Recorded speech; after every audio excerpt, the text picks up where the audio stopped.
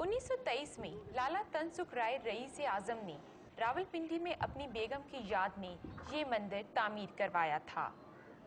मंदिर के साथ मुल्हिका शमशान घाट को न सिर्फ हिंदू मजहब बल्कि बुद्ध मत और मुख्तलिफ मजाहिब के पैरोकार अपने प्यारों की आखिरी रसूमात अदा करने के लिए इस्तेमाल करते थे। इस वक्त में हिंदुओं की इबादत का लाला तनसुख राय साहब सियाल के सामने मौजूद हूँ, जिसे मस्मार कर दिया गया और लोगों की एक बड़ी तादाद ने इस मौके पर एहतजाज किया।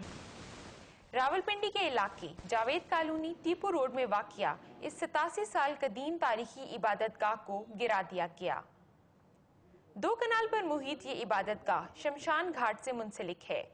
ये जमीन अवेक्यू ट्रस्ट बोर्ड की ज़ेरे निगरानी है, जो कि उन्होंने इंतहाई सस्ते दामों एक मीडिया ग्रुप को लीज पर दे दी, जिस पर इलाके के मकीनों ने शदीद रद्द अमल का इजहार किया।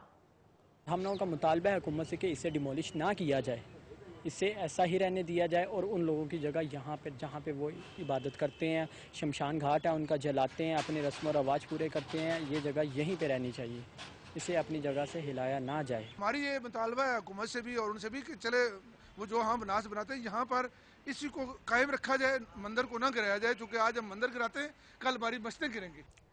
पाकिस्तान के आइन की शिक 20 में ये दर्ज है कि हर मजहब और फिरके को ये हक हासिल है कि वो अपनी मजहबी इबादत गाहों को न सिर्फ तामीर कर सकते हैं बल्कि उनकी हिफाजत करते हुए अपने मजहब का प्रचार भी कर सकते हैं।